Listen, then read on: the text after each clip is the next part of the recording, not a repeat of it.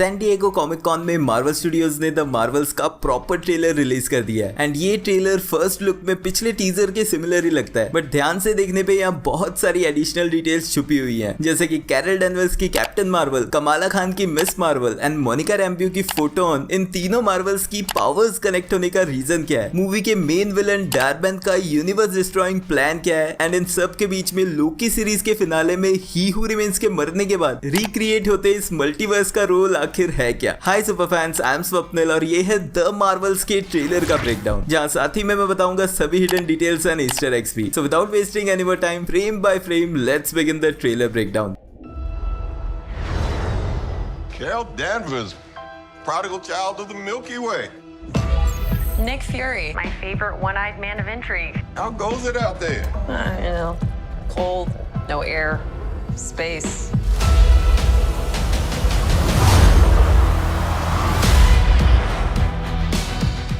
अब ट्रेलर शुरू होता है कैप्टन मार्वल के ऊपर, जहां वो एक स्पेसशिप में एक प्लेनेट की तरफ जा रही है। अब ये स्पेसशिप मार्वल कॉमिक्स में दिखी किसी स्पेसशिप से मैच नहीं करती, लेकिन रिसेंटली मार्वल के लेटेस्ट लेगो सेट में इस स्पेसशिप का नाम लिखा गया है द हुप्टी एंड अगेन ये नाम मार्वल कॉमिक्स से बिलोंग नहीं करता। अब हुप्टी एक स्लैंग वर्ड है जिसे यूज किया जाता है पुरानी कार के लिए जो कि खटारा हो चुकी है, लेकिन ये स्पेसशिप काफी अच्छी हालत में दिख रही है। यहाँ पर हमें मल्टीपल फ्लाइट सीन्स देखने मिलते हैं जहाँ ये स्पेसशिप उड़ती हुई जाती है। मोस्ट प्रॉब्ली ये मूवी के मिसलेनियस शॉट्स ही होंगे। कैरल डेनवर्स यहाँ पे कॉल पे है निक फ्यूरी के साथ, जिसने उसे कॉल किया है, जो हमें पता चल रहा है स्क्रीन पे लिखे इस इनकमिंग कॉल नोटिस से। और अवेंजर्स एंड गेम के बाद निक फ्यूरी और कैरल डेनवर्स का ये फर्स्ट कन्वर्सेशन लगता है, क्योंकि दोनों ही एक दूसरे का मजाक उड़ाते हैं, जहाँ कैरल उसे वन आइड मैन भी बुलाती है। कैरल की स्पेसशिप में हमें मोनिका रैम्ब्यू के ऊपर छपी हुई एक न्यूज का कटआउट दिखता है, जिस न्यूज में मेंशन किया गया है कि मोनिका रैम्ब्यू एस्ट्रोनॉट बन चुकी है, जो बात हम वांडा विजन शो से ऑलरेडी जानते हैं। लेकिन साथ ही में कैरल की फ्रेंड और मोनिका की मदर मारिया रैम्ब्यू की भी फोटो यहाँ पर लगी हुई है। अब इस यूनिवर्स की मारिया रैम्ब्यू मोनिका रैम्ब्यू के डस्ट हो जाने के बाद 5 साल के टाइम के बीच कैंसर की वजह से मर गई थी। और doctor strange in the multiverse of madness में हमने जिस मारिया रैम्ब्यू को देखा था वो एक ऑल्टरनेट यूनिवर्स की कैप्टन मार्वल थी। इसी स्पेसशिप में कैरल के साथ फ्लर्कन गूज भी दिखता है। ये वही एलियन कैट है जिसने निक फ्यूरी की आंख को स्क्रैच करके उसे परमानेंटली डैमेज कर दिया था। निक फ्यूरी से कन्वर्सेशन में कैरल मेंशन करती है कि वो बड़े टाइम से स्पेस में ही है, जो काफी कोल्ड है और जहाँ एयर भी नहीं है। यहीं पे एक सीन में कैरल स्पेस में फ्लोट होती हुई दिखती है, जहां वो उसकी स्पेसशिप के बाहर है। मे बी यही वो सीन है जहां पर अटैक के बाद फर्स्ट टाइम कैरल अफेक्ट होती है, जिस वजह से तीनों मार्वल्स आपस में लिंक हो जाते हैं, जिसके बारे में और डिटेल्स आगे बताऊंगा। यहीं पर बैकग्राउंड म्यूजिक प्ले होता है इंटरगैलेक्टिक बाय बीस्टी बॉयज। ये एल्बम रिलीज हुई थी 1998 में, जिसके आर्टिस्ट है बीस्टी बॉयज ग्रुप। एंड फिर हमें दिखता है स्क्रीन पे मार्वल स्टूडियोज का लोगो, जिसका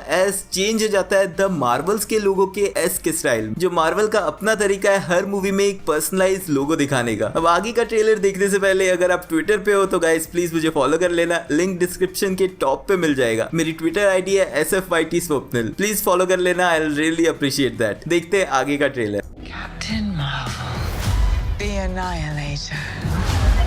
You took everything from me, and now I'm returning the favor.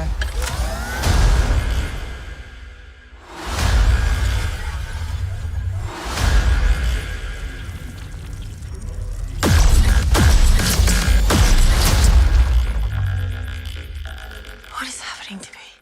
अब कैप्टन मार्वल फ्लाई करते हुए एक डिफरेंट प्लेनेट के ऊपर से जाती है, जहां पर उसके सामने हमें दिख रही है कुछ फ्लोटिंग स्पेसशिप्स। अब हो सकता है कि यही होम प्लेनेट है इस मूवी की मेन विलन डार्बैन का। अब मार्वल कॉमिक्स में जनरल डार्बैन एक मेल कैरेक्टर था, बट यहाँ पर टोटल फीमेल सुपर हीरोज है, तो विलन को भी फीमेल में स्विच कर दिया गया है। अब कॉमिक्स वाला डार्बैन क्री एम्पायर का एक जनरल था और उसके पास कुछ ऐसी एक्सट्रीम पावर्स नहीं थी, लेकिन MCU में जनरल डार्बैन को काफी पावरफुल दिखाया जा रहा है, जिसका रीजन हमें इसी ट्रेलर में आगे दिखेगा। लेकिन फिर कैप्टन मार्वल अगले ही सीन में एक डिफरेंट प्लेनेट के ऊपर उड़ रही है एंड ये प्लेनेट हो सकता है कॉमिक्स वाला अल्दाना, जिस लोकेशन को हमने इस मूवी के टीजर ट्रेलर में भी देखा है, जो पता लग रहा है इन बिल्डिंग्स के स्ट्रक्चर्स से। अब कॉमिक्स में अल्दाना एक म्यूजिकल प्लेनेट है जहां पर सभी राइम्स में बात करते हैं एंड टीजर ट्रेलर में हमने तीनों कैरल, मोनिका और कमाला को इस प्लेनेट पे देखा है। लेकिन इस ट्रेलर का एक सीन ये कंफर्म करता है कि ये अल्दाना प्लेनेट ही है, क्योंकि यहाँ पर प्रिंस यान जो अल्दाना का प्रिंस है वो डांस करते हुए दिखता है कैरल डेनवर्स के साथ। एंड कॉमिक्स में भी ये दोनों हस्बैंड वाइफ थे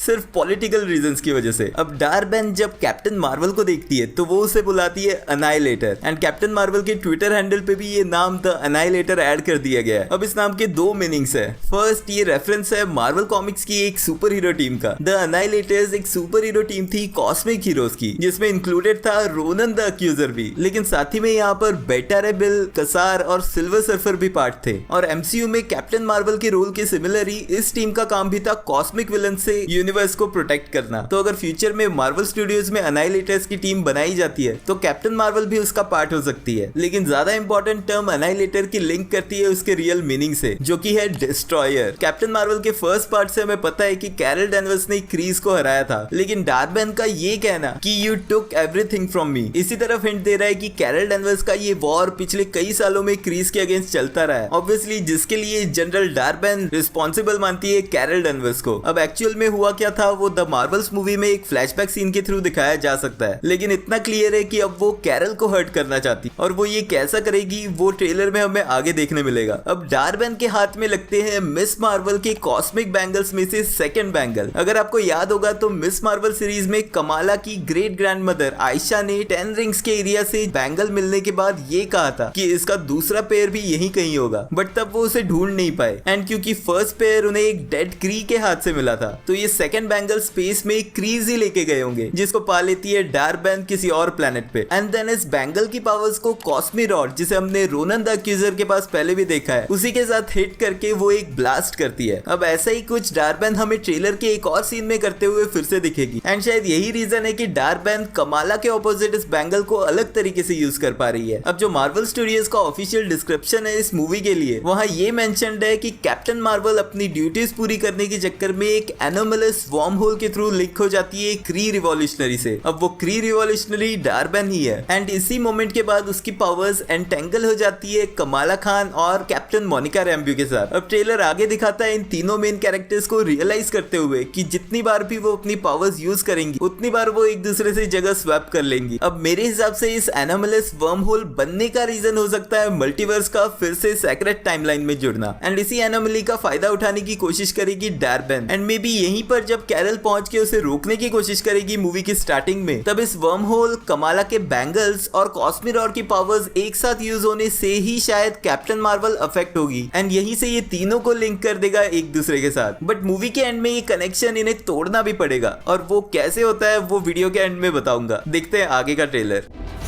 She's entangled our light-based powers, so we switch places whenever we use them. Strong theory. You can absorb light. I can see it. And Kamala, Who's Kamala? hi, she can turn light into physical matter, which I have never heard of. I could totally show you. No!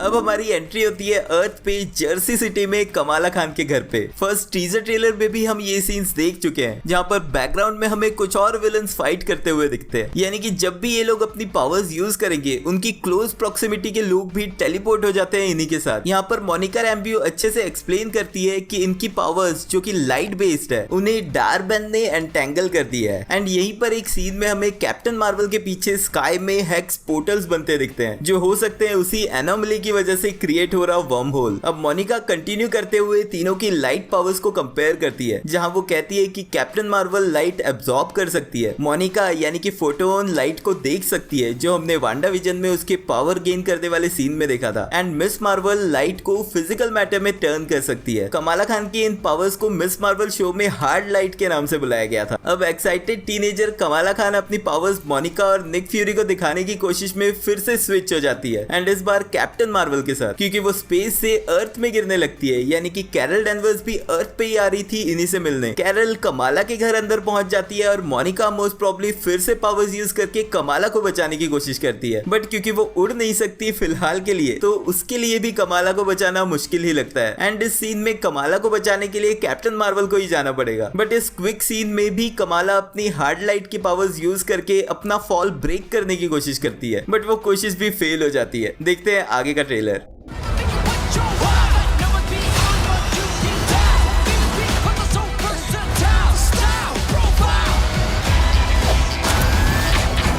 targeting every planet we call home. I would never choose to bring anybody into this. You are not the only thing standing between this and the universe. Oh my god, we're a team.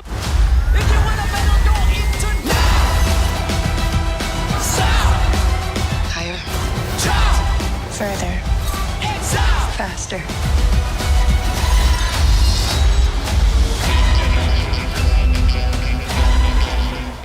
अब हमें दिखते हैं अल्डाना में वही hex portals आसमान में जो water सक कर रहे हैं एंड यहीं पर आता है डार्बेन का रोल कैरल के सभी होम्स को डिस्ट्रॉय करने का, क्योंकि अल्डाना भी उसके होम प्लैनेट्स में से एक ही होगा जो कॉमिक्स की हिस्ट्री और ट्रेलर के सीन्स में दिखता है। इसीलिए वो इस प्लैनेट को भी डिस्ट्रॉय करना चाहती है, जिसका मतलब है कि उसका नेक्स्ट टारगेट अर्थ प्लैनेट भी होगा। अब कैरल डार्बेन से फाइट करती है जो मोस्ट प्रोबेबली क्लाइमैक्स फाइट का ही सीन है, क्योंकि कैरल के हाथ में कॉस्मिक रॉड है जो फाइनल क्लाइमैक्स बैटल में भी उसी ने पकड़ा है। कट सीन्स में हमें कैरल को चेज करते हुए कई क्री स्पेसशिप्स दिखते हैं। मूवी की स्टार्टिंग का वो सीन जहां कमाला मोनिका की जगह आ गई थी सेबर स्पेस स्टेशन में, उसी की कंटिन्यूटी निक फ्यूरी को भी फाइट ज्वाइन करते हुए दिखाती है। देन डार्बेन एक प्लेनेट पे होती है जहां उसके हाथ में कॉस्मिक रॉड और बैंगल फिर से दिखते हैं, जहां हम फिर से उसे इन दोनों को एक साथ यूज करते हुए देखते हैं। अब डार्बेन का इस तरह से कॉस्मिक रॉड को यूज करना एक तरह से मैच करता है जब रोनन कॉस्मिक रॉड को पावर स्टोन के साथ यूज कर रहा था। लेकिन फिर कैरल की स्पेसशिप अर्थ पे क्रैश होते हुए आती है, जहां पर हमें एक और ईस्टर एग देखने मिलता है स्टैच्यू ऑफ लिबर्टी के अपडेटेड लुक के साथ। लास्ट टाइम हमने स्पाइडरमैन नो वे होम में स्टैच्यू ऑफ लिबर्टी को अपग्रेड होते हुए देखा था, जहां पर इसके अराउंड स्कैफोल्डिंग्स लगी थी और इसके हाथ में था कैप्टन अमेरिका की शील्ड। लेकिन द मार्वल्स के ट्रेलर में ये काम पूरा हो चुका है और स्टैच्यू ऑफ लिबर्टी एक गोल्डन कलर में दिखती है। अब ये बड़ा वियर्ड सा फोकस है जो हर बार इस स्टैच्यू के ऊपर दिखाया जाता है। डिज्नी प्लस शो हॉकाई और फिर मिस मार्वल शो में भी इसके रेफरेंसेस दिए गए थे। आई जस्ट होप कि इसका कुछ प्रॉपर यूज एमसीयू के फ्यूचर में जरूर दिखाया जाए। नेक्स्ट सीन में सेबर में बौखलाए हुए स्क्रल्स और बाकी एलियंस दिखते हैं निक फ्यूरी के पीछे। एक शॉट कमाला खान का भी दिखता है जहां बैकग्राउंड में पानी फ्लो हो रहा है, मोस्ट प्रोबेबली वैसे ही किसी वर्म होल की वजह से। एंड जब वॉइस ओवर में कैरल डेनवर्स कहती है कि वो किसी और को मुसीबत में नहीं डालना चाहती, तब मोनिका उसे रोकती है ये कह के कि अब उसे अकेले इस यूनिवर्स को बचाने का भार नहीं उठाने की जरूरत। मेरे हिसाब से यही वो सीन होगा जहां कैरल और मोनिका का डिस्कशन होते हुए दिखाया जाएगा, जिसमें मोनिका कैरल को अच्छी तरह से सुधारेगी इतने सालों से उससे कनेक्ट ना करने की वजह से। देन सेबर में फ्लोट करती हुई बहुत सारी क्यूट फ्लर्कन्स के कट सीन के बाद कमाला के ये कहने पर कि oh my god we are a team, हमें देखने मिलता है कैप्टन मार्वल का बाइनरी फॉर्म, जो रूमर्स के हिसाब से और पावरफुल रूप में दिखेगा। एंड साथ ही में मोनिका का फोटोन वाला रूप भी, जहां वो फाइनली फ्लाइट लेते हुए लेविटेट करती है, जिसपे तीनों सुपर हीरोइंस द मार्वल्स की टैग लाइन जो कि है हायर फर्दर फास्टर बोलते हुए अटैक करती है जनरल डार्बेन पे। इस सीन में कमाला मोनिका की मदद करती है उसके लिए हार्ड लाइट के स्टेप्स बनाकर। मोनिका के फोटोन ब्लास्ट, कमाला की hard light blast and Carol की कॉस्मिक रॉड अटैक के बीच रिवील होता है द मार्वल्स का लोगो। देखते हैं लास्ट का scene. Who's that good kitty, Gus?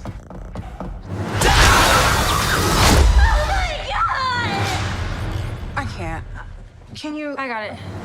अब कमाला के घर गूज से मिलके निक फ्यूरी खुश होता है एंड टीजर का रिपीट सीन जहां स्पेसशिप फाइट में कमाला के सामने गूज अपनी पावर से क्री सोल्जर्स को खा जाता है जो उसे शॉक कर देता है, वही फिर से दिखता है। लेकिन इसके एडिशन में मोनिका और कैरल का एक और इंटरेक्शन दिखाया जाता है जो मोस्ट प्रोबेबली कमाला के किसी बचपने वाले सवाल की वजह से होगा। एंड यहीं पर ट्रेलर खत्म होता है। मूवी की क्लाइमैक्स बैटल हमें ये दिखाएगी कि जिस वीकनेस को एक्सप्लोर करके जनरल डार्बेन ने कैरल को मूवी की स्टार्टिंग में हराया था, उसी के यूज से एंड में ये तीनों यूनाइट होके एक मोर पावरफुल यूनिट बन जाएंगी। इस ट्रेलर के ब्रेकडाउन पे अपने थॉट्स मुझे कमेंट्स में लिख के जरूर बताना। एंड हाँ, ट्विटर पे हो तो प्लीज मुझे फॉलो भी कर लेना और एंड तक रुके हो तो वीडियो को लाइक करना मत भूलना, क्योंकि वो एकदम फ्री है। मिलते हैं नेक्स्ट वीडियो में।